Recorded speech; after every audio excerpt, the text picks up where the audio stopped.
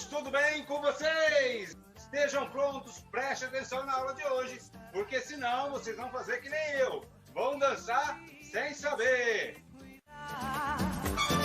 Chorando estará ao lembrar de um amor que um dia não soube cuidar. Muito bem, então agora nós vamos falar aí dos documentos. Os documentos que eu separei para hoje são bem simples. Nós vamos tratar aí primeiramente da declaração, que é um documento que provavelmente você já usou, né? Se você já fez aí uma carteirinha de meio passe, uma carteirinha de passe estudantil, ou foi na biblioteca, ou precisou de um documento para levar no serviço da escola, coisa e tal, provavelmente você deve ter utilizado esse tipo de documento, esse gênero de documento de escritório. Declaração. Para que serve uma declaração? A declaração é um gênero textual que comumente circunda em nosso cotidiano, né? O nosso dia a dia. E a finalidade é simples, é para restringir a veracidade de uma informação que foi prestada, para comprovar algo. A gente sabe que a gente não pode se basear somente nas palavras das pessoas hoje. Isso precisa estar escrito. Então, essa declaração é um documento que serve também para essa finalidade, tá? Geralmente esse documento é redigido em papel timbrado, você já sabe o que é isso. Você focaliza bem o objetivo, ele é bem focado naquilo que ele precisa passar enquanto mensagem, então ele não se estende muito, não é um texto muito grande, é um texto simples que mostra aquilo que está sendo declarado. Então, declaração vai estar bem grande no título, tá? E quando eu falo bem grande, você já sabe que tem as normas que não é tão grande assim, ok? As informações que vão se seguir são as informações necessárias para qualquer documento em relação à data, ao local, quem é o responsável e quem está emitindo aquele documento. Então eu já vou mostrar aqui, ó, no próximo slide, um modelo de declaração, né? Então, declaração lá centralizado, caixa alta. Declaro para os fins que se fizerem necessários que o que está em preto não muda. Então, esse documento básico é igual, né? Então, o que está em preto não muda, vai mudar só as informações. Obviamente, a data vai mudar, né? Vai mudar ali o que está em vermelho. Joaquim Manuel da Silva trabalhou na Tudo Sei Informática como técnico de informática durante o período de 26 de janeiro de 2018 a 31 de outubro de 2019. Então, essa é a informação que o proprietário da empresa está fornecendo para essa pessoa, que provavelmente ele vai levar para uma outra empresa a qual ele queira ter aí uma amostra que trabalhou em algum lugar já deste ramo de informática. Um espacinho ali, né? Por ser verdade, firma o presente e a data, espaço de assinatura, e aí chefe do departamento de recursos humanos, obviamente, se for um lugar que tenha um chefe de recursos humanos. Se for, por exemplo, um lugar que é uma empresa pequena, vai estar o nome do proprietário da empresa, ele vai assinar, se tiver o carimbo, vai assinar com o seu carimbo. Mas lembra que eu falei, aqui não está na configuração correta, porque aqui ele está no slide. Vamos ver lá no Word como é que fica? Muito bem, então nós estamos aqui no Word, você pode acompanhar aí.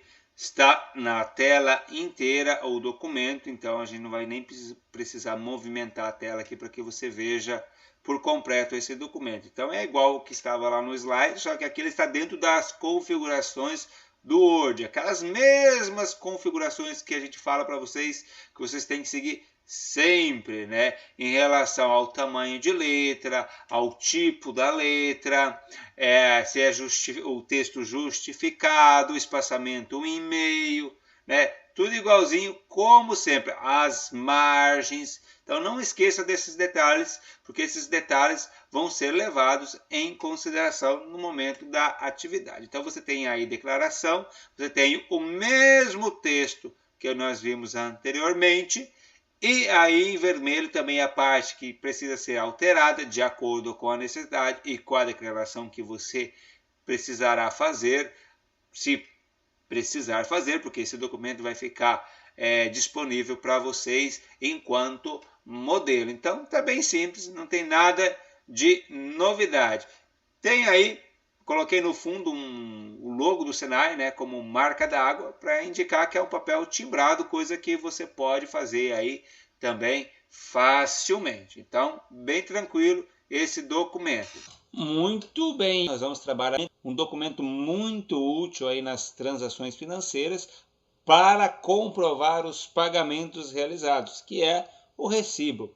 Nós temos aí entre as empresas, quando uma empresa vende um produto para você, você tem a nota fiscal. Tá? Ali já vem tudo certinho, discriminados os impostos, mas também existe o recibo. O recibo não é uma coisa assim tão oficial quanto a nota fiscal, né? Ele vale mais como garantia entre você e a pessoa com a qual você negociou. Perante o Estado, ele não tem nenhum valor assim de imposto, de recolha, de contribuição. É só simplesmente para comprovar que aquele pagamento daquele produto foi realizado. Então, qualquer tipo de negociação de qualquer natureza entre pessoas físicas, jurídicas, precisa de um recibo. Às vezes você tem a nota fiscal e aí você não precisa do recibo, porque a nota fiscal já é o recibo em si, mas se não tiver, você pode realizar um recibo entre duas pessoas físicas numa compra e venda de uma coisa que não tenha, quem sabe, uma nota fiscal, ok? Isso é para que a gente evite problemas lá na frente. Você sabe que existem pessoas de má fé e que podem usar dessa má fé para te passar a perna, ao dizer que não recebeu o devido pagamento por alguma coisa que já tenha tido recebido. Então, você tendo esse recibo, não tem esse perigo, né? Então, tem que comprovar ali alguns dados, alguns itens fazem parte do recibo, mas é um documento bem simples. Vamos mostrar aqui, ó. Tem um recibinho aí, um desenho, que tem, inclusive é um bloquinho que você compra em qualquer papelaria. Olha os itens que tem ali, né? O número do documento, o valor do outro lado, depois tem lá recebemos ou recebi, recebi se é singular ou recebemos se é plural, né? Se é uma pessoa que está recebendo ou mais de uma pessoa ou uma empresa, pode dizer recebemos também, dá essa ideia de plural, e coloca o nome da pessoa de quem você está recebendo. Quem está recebendo o dinheiro é que fornece o recibo para a pessoa que está pagando, ok? Então a pessoa que está pagando fica com o recibo e a pessoa leva o dinheiro, tá, para casa. Então recebemos o nome da pessoa ou o nome da empresa, a importância de, aí se escreve por extenso. Lá no primeiro quadrinho, do lado do recibo, onde tem o RS, ali você escreve em arábico, números arábicos. Nesse quadrinho de baixo, a importância de, você escreve por extenso o valor a qual você está recebendo. Referente a qual é o produto, o que foi que você está recebendo.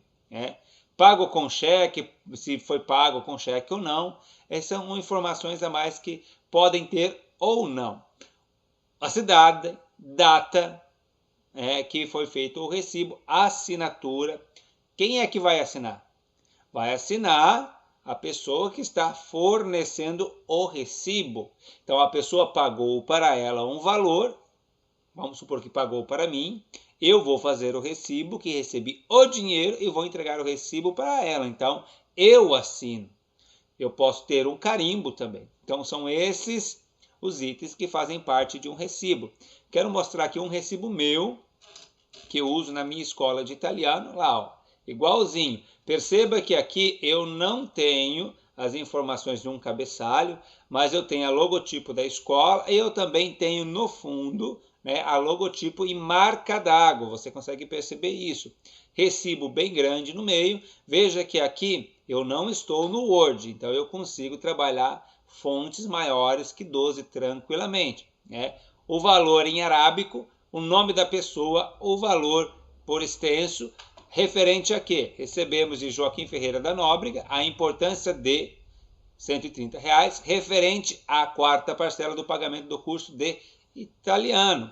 Então, Toledo, 1º de maio de 2020, tem lá meu nome, professor Joel Soriano Muniz. Eu geralmente, quando eu forneço esse recibo, quando alguém me paga uma mensalidade, eu assino e carimbo com o carimbo da escola e entrego para a pessoa que pagou a mensalidade. Vamos ver como é que fica lá no Word? Não fica muito diferente disso. Vamos lá. Ok, nós estamos aqui agora no Word e aí você tem um modelo básico, um recibo simples que eu vou deixar como modelo para vocês. Preste atenção nos itens que estão ali. Nós temos novamente toda a estruturação do Word, todas as configurações já ok. E neste momento nós temos no centro, negrito, caixa alta, o título do documento, recibo. Do lado esquerdo nós temos a numeração do recibo, 001, 002, depende de quanto recibo você vai emitir. Do outro lado, nós temos o valor em arábico, números arábicos, então nesse caso 130.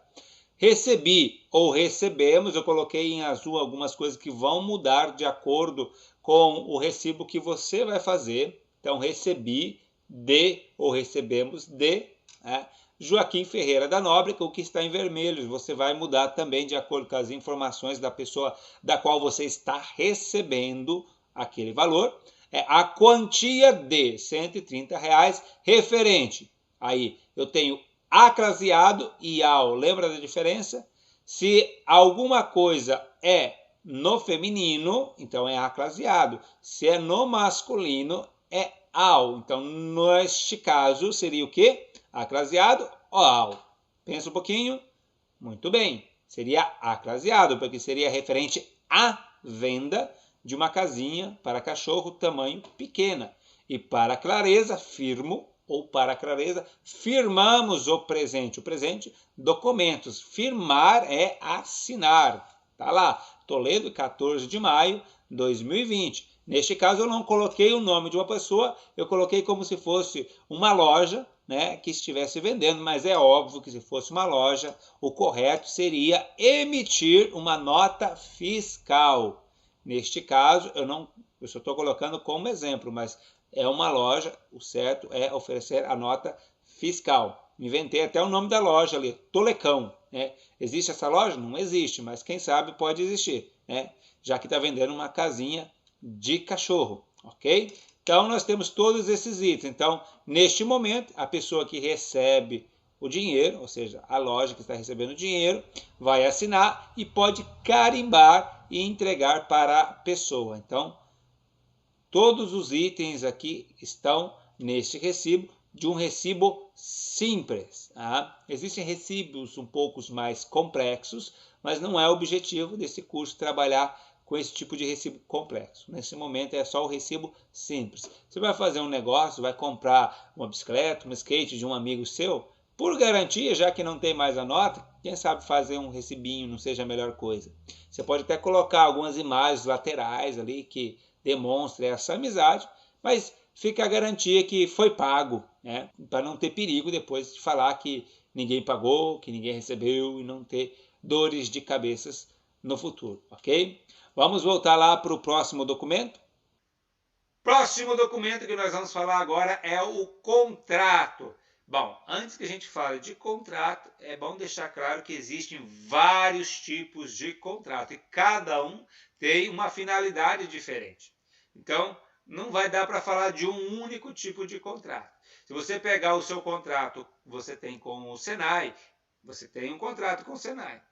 Você vai ver que ele tem cláusulas e itens diferentes daquele contrato que você tem com a empresa que você trabalha. Ambos são contratos.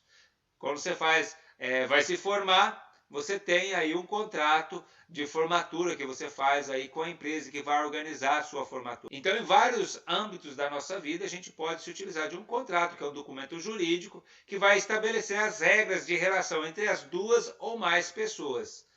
Vai formalizar os acordos. E aí é bom deixar bem claro que, como não existe um modelo fixo, você precisa sempre adequar os seus contratos de acordo com a sua necessidade, porque não existe um contrato pronto, ok? Tem muita gente por aí que vai lá na internet, pega o modelinho de contrato e faz aí umas mudanças e acha que está adequado. Não é simples assim. geralmente a gente precisa de uma opinião de um advogado para dizer se realmente aquilo está de acordo com as normas, para que tanto você quanto a outra pessoa que vai entrar num acordo com você não venha a ser prejudicado, ok? Então procure sempre um advogado antes, quando você montar um contratinho, só para que ele dê uma olhada e veja, ficou bom, faltou alguma coisa, né? Para ele dar um parecer jurídico sobre a legalidade desse documento.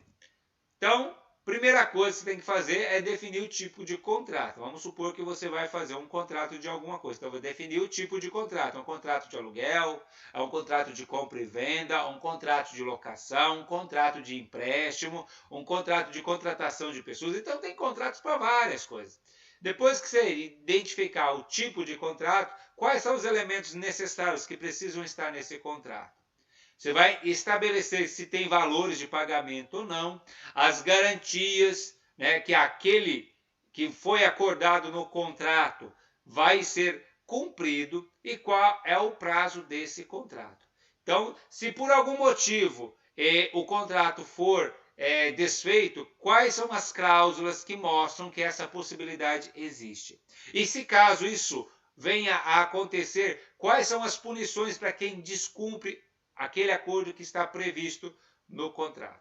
Quando a gente fala de eleger um fórum, é eleger aí um local que seja um nível maior para dirimir, ou seja, para resolver os nossos empecilhos. Então, por exemplo, eu fiz um contrato com alguém e a gente não deu certo, e a gente está discutindo algumas coisas, a gente vai ter que ir para o fórum mesmo, diante de um juiz, na presença dos advogados, verificar a melhor forma de resolver aquele conflito. Então, o fórum, o que é? É o fórum mesmo. Você vai eleger qual que é o fórum, geralmente aquele que é o mais perto da casa dos dois, ok?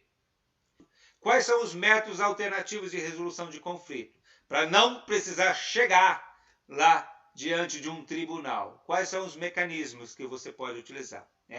Depois você vai verificar, obviamente, como eu falei, na presença de advogados, se tudo aquilo que está no papel está de acordo com a legalidade e assinar com segurança. Por que assinar com segurança? Porque quando você faz uma assinatura mais ou menos, como ela tem que ser reconhecida depois, ela pode não passar, ela não pode não bater. Então precisa que a sua assinatura seja igualzinha àquela que esteja lá no tabelionato, ok? Eles vão precisar reconhecer firma da sua assinatura. Então, eu vou falar agora de alguns tipos de contratos, antes de mostrar um modelo de contratos. Obviamente não estão todos, mas estão os contratos principais que aparecem no nosso dia a dia. Vamos verificar o que cada um deles significa. Nós temos ali os primeiros dois, contratos unilaterais e bilaterais. Tem muita gente aí que mistura essas duas ideias, dizendo que unilaterais é quando tem uma pessoa e bilaterais quando tem duas. Não tem nada a ver isso. Unilateral é quando só uma pessoa tem que fazer algo. E bilateral é quando as duas pessoas precisam fazer algo para que aquele contrato seja concretizado. Por exemplo, o contrato de compra e venda é um contrato unilateral ou bilateral? É bilateral. Por quê? Porque uma pessoa precisa pagar e a outra pessoa precisa fornecer a mercadoria. Então, as duas pessoas têm coisas a serem realizadas. No contrato unilateral, não. Somente uma pessoa vai fazer alguma coisa. Por exemplo, eu posso fazer um contrato de doação, de um terreno, de uma casa. Então, qual é o meu dever? Fazer a doação daquele terreno.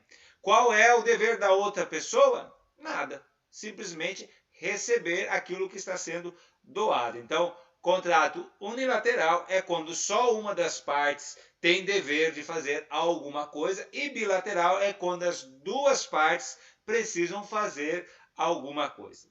Nós temos ali contratos comutativos e contratos aleatórios.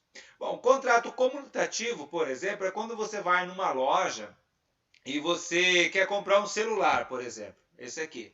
E você olha lá na loja, escolhe o celular, escolhe a marca, o modelo, as características, funcionalidades, e no final você tem o preço e você escolhe e compra aquele celular. Ou seja, você vai comprar um objeto específico. Você sabe muito bem qual é o produto que você está levando para casa, porque é um contrato comutativo, já está tudo especificado, as configurações do aparelho que você comprou nesse contrato. O contrato aleatório já tem a preposição ali, alea, que significa sorte. Ou seja, você vai comprar alguma coisa, mas você não sabe exatamente o que você vai levar para casa. Quer um exemplo? Se você for na lotérica e comprar uma telecena, você pode ganhar com mais pontos, você pode ganhar com menos pontos, você pode nem ganhar.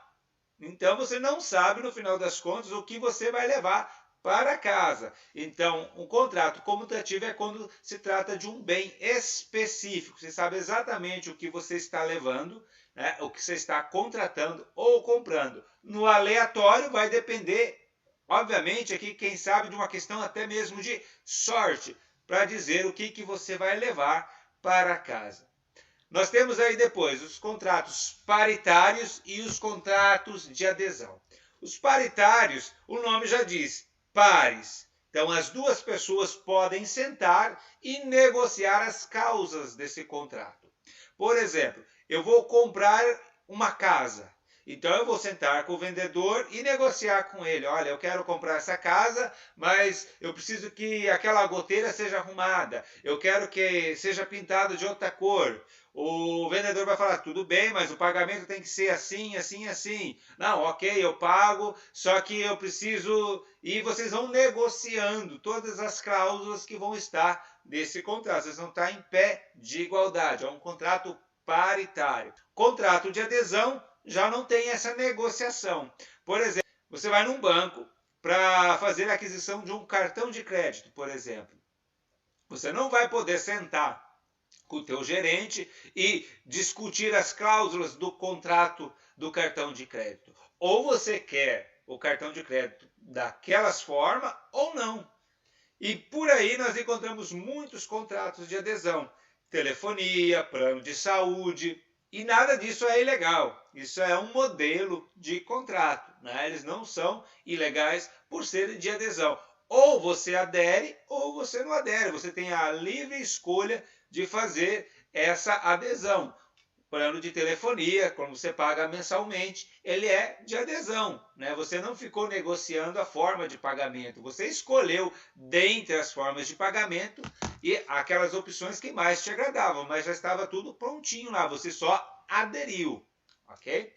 Contratos personalíssimos e impessoais. Bom, contrato personalíssimos, o nome aqui já diz tudo, né? Ele é pessoal. Se eu contrato alguém para fazer um trabalho e o contrato é personalíssimo, é somente aquela pessoa que pode executar aquele trabalho. Tá? Se eu contrato, por exemplo, um cantor para um show na formatura de vocês, é somente aquele cantor que pode realizar aquele show. Ele não pode mandar um outro cantor amigo dele porque ele estava indisposto e não pôde vir, né? É um contrato personalíssimo. O contrato impessoal, por exemplo, você vai contratar lá um pedreiro. Você conhece um pedreiro, você conversa com ele, você precisa reformar aí o seu banheiro, quem sabe, e conversa lá com o seu José, né? E o seu José dá os preços, fala quando vai começar a obra, os materiais. Então, no dia da obra, quem é que aparece lá? O Tião. Você vai falar assim, mas nem te conheço. Não, é que eu trabalho na equipe do José, ele me mandou aqui, tem um trabalho assim, assim. Ou seja, é um contrato impessoal. Talvez o José nem apareça na obra, mas isso não estava previsto, a não ser que você fale, olha, essa obra eu só quero que você faça, não quero que outra pessoa faça no seu lugar. Então, contrato personalíssimo é só quando uma pessoa específica pode realizar aquele trabalho, e o impessoal é quando qualquer pessoa pode realizar a mando, né, do chefe, por exemplo. Contrato principal e contrato acessório. Bom, vamos supor que você foi lá comprar aí um notebook. Né? Você está precisando de um notebook para fazer as suas tarefas, as suas atividades agora, nessa questão que nós estamos todos isolados e você precisa de um notebook. Tá? E aí, ao final, o vendedor te fala assim, olha, você não quer fazer uma garantia estendida do notebook que você está levando? A loja te dá 1 ano e se você fizer uma garantia estendida, você vai pagar aí R$ 5,00 a mais por mês em cada uma das parcelas, mas você vai ter mais 2 anos de garantia. Então, no final, vocês têm 3 anos. Você acaba fazendo a opção de ter essa garantia estendida. Qual que é o contrato principal? O contrato principal é a compra do notebook. Qual é o contrato acessório? É essa garantia estendida. Tá? Quando você vai fazer aí uma viagem para o exterior, né? Você compra o seu bilhete, faz todo o planejamento. Né? Alguém fala assim, você não quer comprar também um seguro de viagem? Então, o seguro viagem é o plano, é o contrato acessório. E o contrato principal é a viagem em si para o exterior. O seguro viagem só existe porque você vai fazer a viagem. Ok? Os últimos dois, consensuais e reais. Muito bem. O consensual é quando depende aqui, do consenso de ambas as partes. Isso aqui é muito comum quando você entra na internet em alguma loja para fazer alguma compra. Você entra lá, faz a compra lá do notebook, por exemplo, de novo. Vamos supor que você não comprou na loja, vai comprar pelo site, que estava mais barato.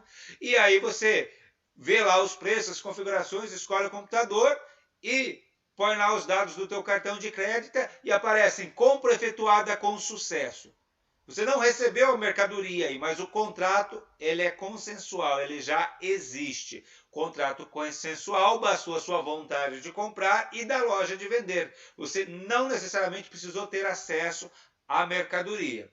O contrato real, você precisa ter acesso. Ele só vai valer a partir do momento que a coisa estiver em mãos.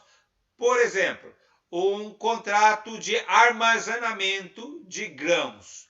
Vamos supor que você vai armazenar ali alguns cereais no armazém. Quando é que vai valer o seu contrato? A partir de quando? A partir do momento que os grãos chegarem naquele armazém. Então, você tem um contrato real, então um contrato reais, né? Consensuais e reais.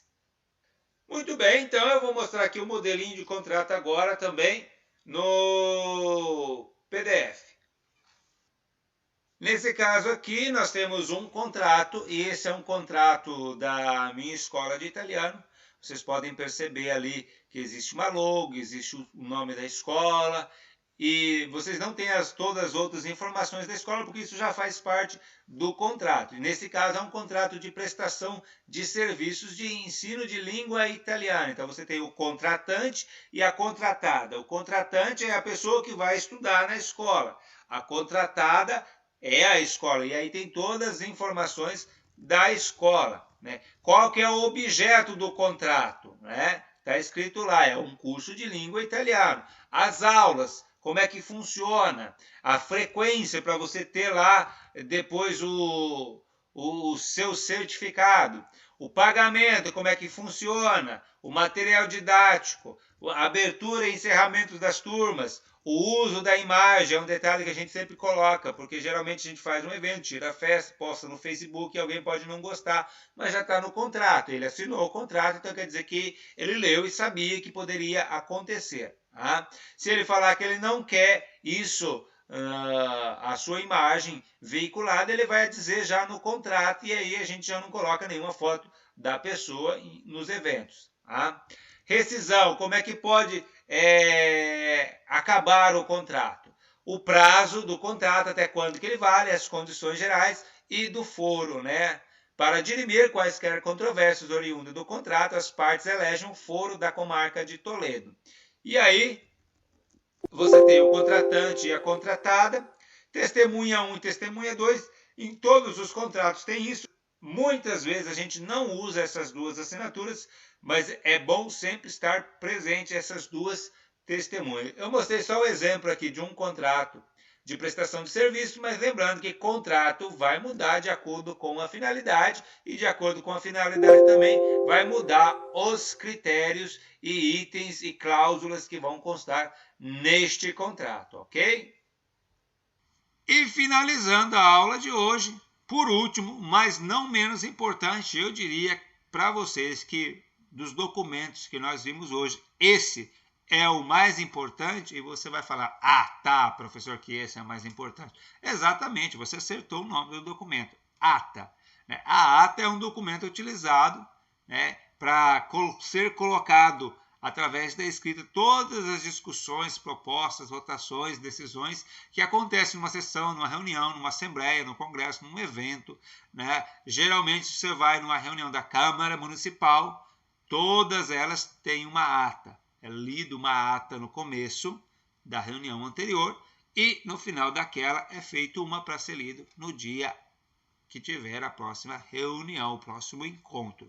Então, ela serve como uma prova documental do que foi discutido durante aquele encontro. Vai ser arquivado, pode ser conferido depois para ver se realmente foi dito aquilo. Né? Alguma pessoa que não esteve no dia pode pedir essa ata para ver o que foi discutido. Então, por esse motivo, precisa ser bem detalhada, incluir os nomes dos participantes e os tópicos abordados e as resoluções. Aqui nós não estamos falando de dizer tintim por tintim do que aconteceu nas reuniões. A gente sabe que tem muitas reuniões, por exemplo, que tem muito arranca-rabo. Um xinga o outro. Então, você vai dizer lá que foi discutido tal assunto e depois da discussão, e ninguém precisa saber o que foi realmente dito, né, entre as pessoas, você vai dizer quais foram os resultados que se chegou. Então, é isso. Não precisa dizer que um xingou a mãe de ninguém, o outro brigou com não sei quem, a não ser que alguém se sinta ofendido e ele pode pedir para o secretário, que é a pessoa responsável em fazer a ata, ele vai dizer o seguinte: olha, eu gostaria que constasse em ata aquilo que o fulano de tal falou de mim. Por que ele faz isso? Porque isso é uma prova que, se ele precisar de um documento que prove que ele foi ofendido de alguma maneira, a ata vai estar fazendo esse papel. Então, alguém, quando você participa de uma reunião, se você percebe alguma coisa que não está acontecendo de acordo com o que é correto, você pode pedir: olha, eu gostaria que esse item constasse em ata. Estando na ata, estará registrado e você estará com os seus direitos assegurados. Como eu falei, responsável por fazer essa ata geralmente é o secretário. Quando o secretário não está, uma outra pessoa é eleita para fazer a sua função, ok? Por ser um documento que confere essa credibilidade, é muito importante você ter muita paciência na hora da sua produção. Geralmente ela é escrita à mão ou muito rapidamente no computador por alguém que domina a ferramenta e não é dominado por ela. É aquilo que eu digo sempre para vocês: domine a ferramenta e não seja dominado por ela, ok? Então, essa ata ele vai ser um documento que vai mostrar o que foi discutido e não pode mudar a ata. Né? Depois que foi lido, foi aprovado, a ata está fechada, não pode haver mais alterações.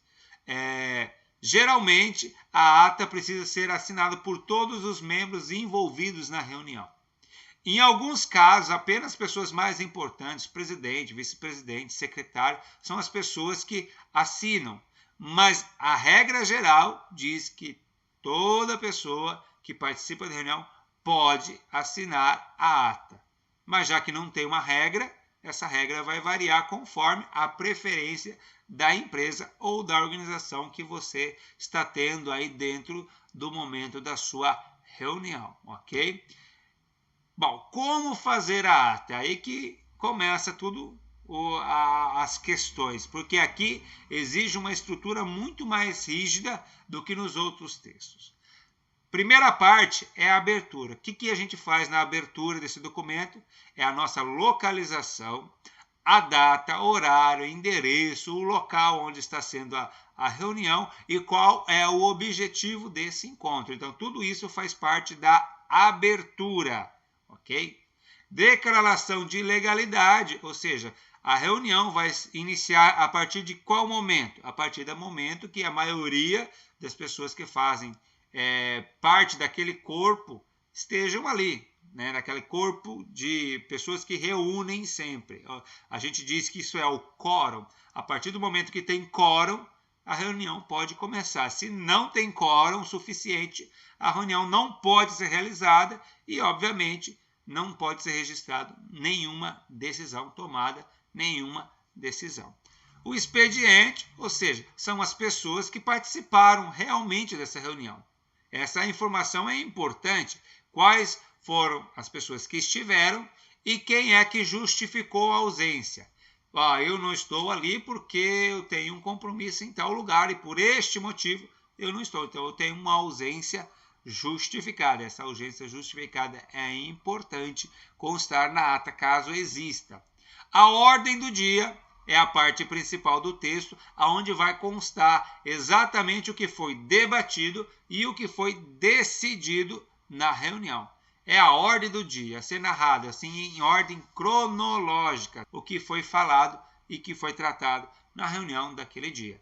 O encerramento, o nome já diz tudo, né? É aquela parte onde você vai descrever os resultados, falamos, chegamos a tal resultado depois da reunião de hoje. E aí você vai estar registrando no seu documento, na sua ata. O fechamento é que após o término desses trabalhos, a reunião vai ser suspensa, a pessoa encarregada em lavrar, ou seja, escrever a ata, vai fazer e vai fazer a leitura naquele mesmo momento, para que após a leitura a ata seja aprovada e aí sim a reunião seja concluída. Eu sei que demora um pouquinho, é muito comum também acontecer, ao invés de se suspender a reunião, esperar a ata ser terminada para ler a ata e aprovar, é muito comum as pessoas terminarem a reunião e somente numa próxima reunião ler a ata e ver se realmente foi tudo aquilo que está lá que foi comentado. Qual que é a dificuldade? Bom, dependendo da periodicidade dessa reunião, desse encontro, a nossa memória pode nos enganar e a gente achar que coisas que estavam escritas não estão, ou até mesmo ao contrário. Aqui eu tenho uma ata, né? Está dividida entre azul e preto, mas tem funções diferentes. Então eu vou mostrar isso aqui no Word, como ficaria, para que você perceba. As cores estão diferentes. E por quê? Porque cada partezinha dessa é uma função que já nós falamos ali atrás. Então vamos lá para o Word. Muito bem, aqui nós temos a ata. Eu vou diminuir aqui um pouquinho, então aqui está a ata inteira. Então, como eu falei, neste documento a gente não tem parágrafo e não tem alíneas. É um bloco só de texto. E aqui estão as 4 cores, porque nós temos 4 coisas diferentes aqui nessa ata. A parte em vermelho, que tem a ver com a localização, a data e os objetivos da reunião. A parte em azul é quem está presente nessa reunião e quem iniciou a mesma. A parte em preto, nós temos toda a descrição do que foi comentado e do que foi decidido. E na parte em verde, nós temos a conclusão, ou seja, após o término da reunião, o que aconteceu? Vai ser lavrada a ata. Então, o que está em verde nunca muda, é sempre igual. Vamos colocar aí, quem sabe, um nome do secretário, se houver necessidade, mas não há essa necessidade. Então, essa parte em verde, você pode simplesmente copiar e colar lá no seu texto. É óbvio que onde está escrito diretora, pode ser presidente ou a pessoa que encerrou realmente a reunião. Mas são essas as partes que devem fazer integrar aí a sua ata. Então, não é muito difícil, basta você praticar conforme a sua necessidade.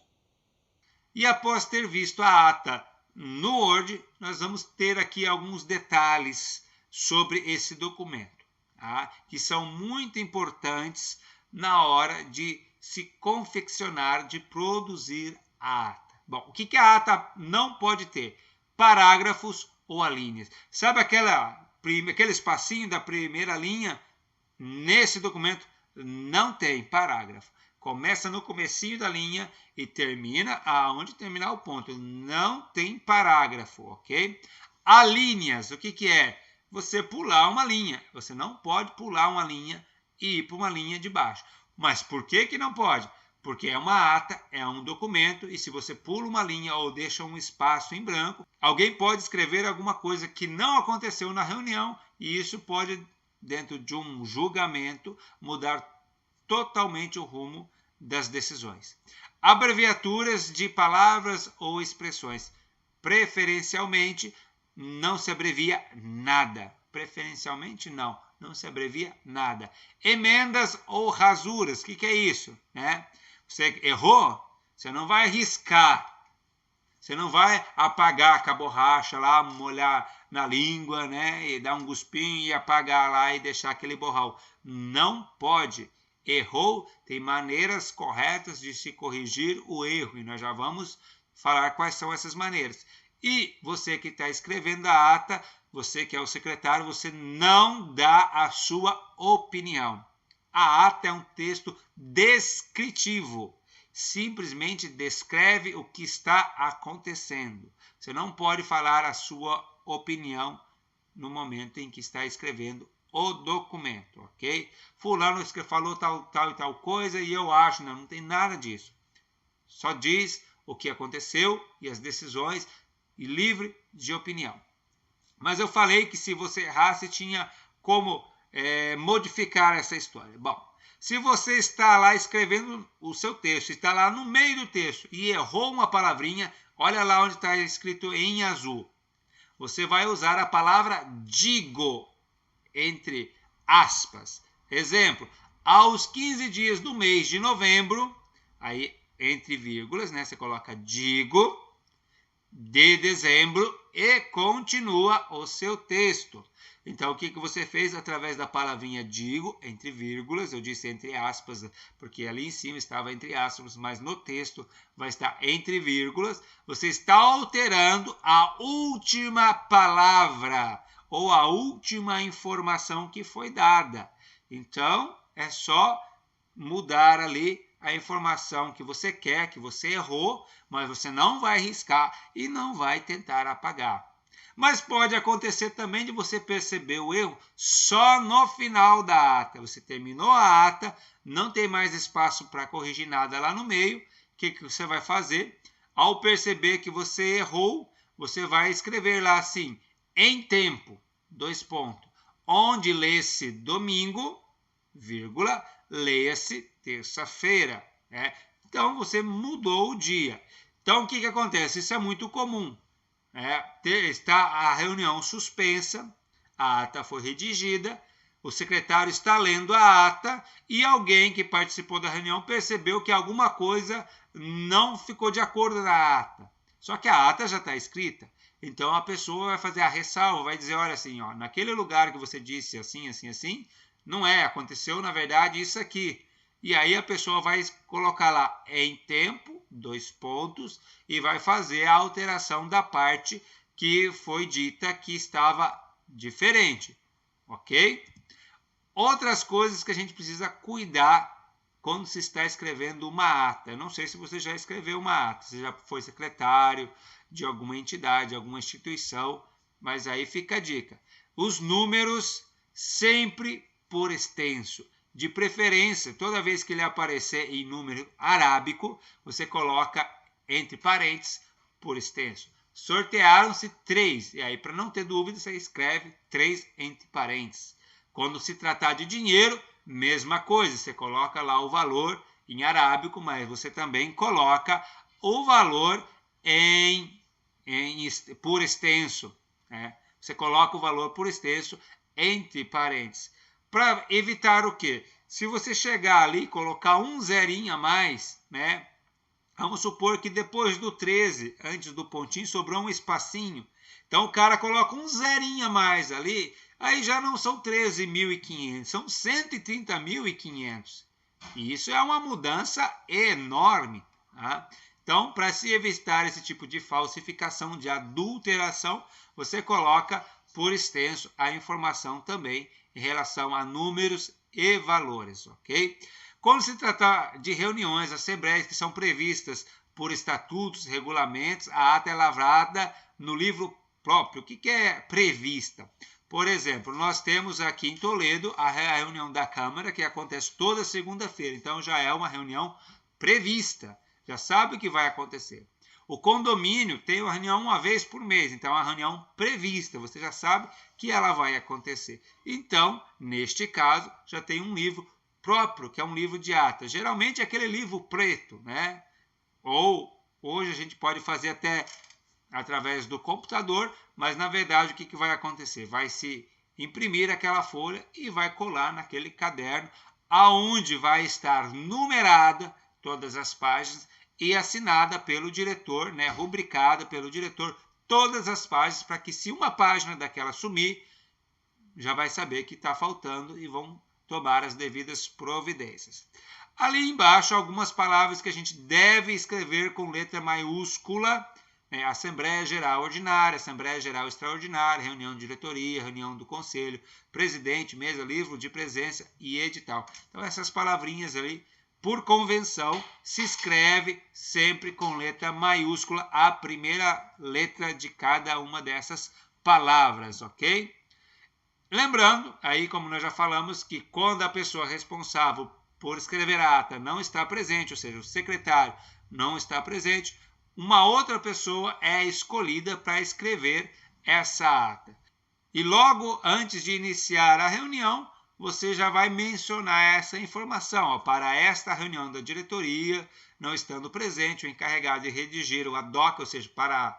Esse é um termo do latim que significa para isto, expressamente para isso, para essa reunião. Foi eleito pelos membros da diretoria presentes o João Silva, que vai substituir aí o encarregado, especialmente nessa reunião. Ok? Então, vamos supor que fosse uma reunião de uma comissão de alguma coisa.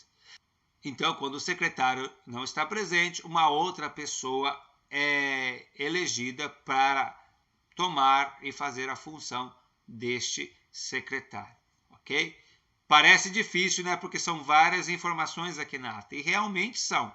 Mas com a prática é um texto bem simples de ser feito, porque é um texto descritivo. Você vai simplesmente descrever aquilo que está acontecendo. Ok? Esses foram os 4 documentos que nós vimos na aula de hoje. Muito bem, você já viu aí os 4 documentos. Você já viu também que toda vez que você vai emitir um documento oficial, ele precisa ser de um papel timbrado, como nós já fizemos no ofício. Esse timbre ele pode ser uma logo no canto direito superior ou em marca d'água atrás do texto escrito, mas também pode ser as informações da própria empresa. Como é que faz aquilo aí no Word? Então, é isso que nós vamos ver agora, porque é essa a atividade que você tem que fazer para contar como presença. Uma atividade moleza, moleza, moleza. Só aprender a fazer aquelas caracteres que é colocar as informações no cabeçalho. Muito bem, então nós já falamos do papel timbrado, que ele pode ter a logotipo ali do lado direito ou em algum lugar da página em que a pessoa que vai fazer esse papel, esse layout, achar melhor, né? Pode estar em marca d'água também ou em algum outro lugar. E neste momento as informações da empresa estavam no cabeçalho. O que é interessante estar no cabeçalho? Porque em todas as páginas, se tiver mais de uma página, todas essas informações vão constar, né, na página, sem atrapalhar o texto, porque é uma informação que vai estar fixa na folha.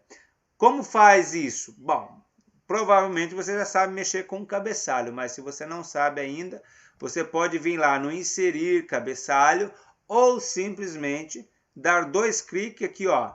Nós temos a primeira linha, lembra aquele espaço de 3 centímetros que tem até em cima? Tal? Se você der 2 cliques aqui, ó, ele abriu o cabeçalho automaticamente. Então você consegue escrever ali as informações. Então eu vou escrever aqui, ó, Joel Soriano Muniz. Vamos supor que eu quero colocar uma empresa na minha casa, e a casa é minha, então vou colocar o meu endereço mesmo. Rua Carlos Sbaraini, 8080, número... Opa! Para quem não sabe fazer essa bolinha aqui, ó, que eu estou fazendo aqui perto do número, então você vem lá, fica apertado o Alt e aperta 167. Ele vai aparecer aquela bolinha lá com o número. Então apaguei, Alt 167, aparece aquela bolinha que indica o número. Né? E aí eu coloco aqui bairro São Francisco, ok? E aí eu posso colocar o CEP, lembrando que a palavra CEP, ela tem que ser caixa alta, porque ela é uma sigla, né? Código de endereçamento postal, ela precisa estar sendo CEP, não pode estar em minúsculo. 85, a melhor maneira é ter um ponto, né? 915 040, né? E aí Toledo PR, ok? Então aqui eu tenho todas as informações. Eu posso deixar negrito aqui? Posso. Não posso aumentar muita letra aqui, porque senão vai interferir no texto, né? Então eu vou colocar 12 aqui. Então Rua Carlos Baraini, número 8082, bairro São Francisco, CEP tal, Toledo, tá. A hora que eu clicar embaixo 2 vezes, olha, ele vai ficar meio cinza, mas eu não consigo chegar lá em cima, ó. Se eu ficar só apertando para cima, ele não vai entrar, ele só vai entrar aqui no cabeçalho se eu clicar 2 vezes dentro do cabeçalho. Então é importante isso, ok? Qual que é a atividade, então? A atividade é justamente fazer isso aí. Você vai abrir o seu Word e vai criar um cabeçalho com o quê? Com o seu nome e seu endereço completo, nome da rua, número, bairro, CEP e cidade. Então, para ganhar a presença da aula de hoje, o que você vai fazer? Simplesmente fazer um cabeçalho com as suas informações, igual eu fiz aqui, com todas elas, nome, rua, número, bairro, CEP e cidade. Nenhuma delas pode faltar. Professor, eu não sei o nome do meu bairro. É só procurar. Não sei o número da casa, não sei o nome da rua. Vamos se informar. Não sei o CEP. Olha no talão de luz que chega na tua casa que tem lá, no talão de água que tem lá. Então, todas essas informações precisam estar na atividade que você vai enviar por e-mail para mim. Qual é o meu e-mail? joel.italia@hotmail.com, ok? E aí você envia para mim esse cabeçalho e você vai ter a presença da aula de hoje. Moleza, moleza, moleza, né? Então, no mais é isso e vamos para o encerramento. E finalmente chegamos ao término da nossa aula. Você já viu os 4 documentos. Você pode procurar outras informações sobre eles aí na internet, outras coisas interessantes também, porque a gente tratou somente dos aspectos básicos de como montar e das suas finalidades. Muitas outras coisas poderiam ser ditas. Obviamente, o tempo aqui não nos permite, por ser uma videoaula. Quem sabe em sala nós podemos aprofundar um pouquinho mais esses conteúdos. Provavelmente você já utilizou um desses documentos que nós acabamos de ver hoje. E, enfim, você tem a atividade. Essa atividade você vai mandar no e-mail e vai ter a sua presença. Enquanto isso, eu curto aqui a minha dancinha.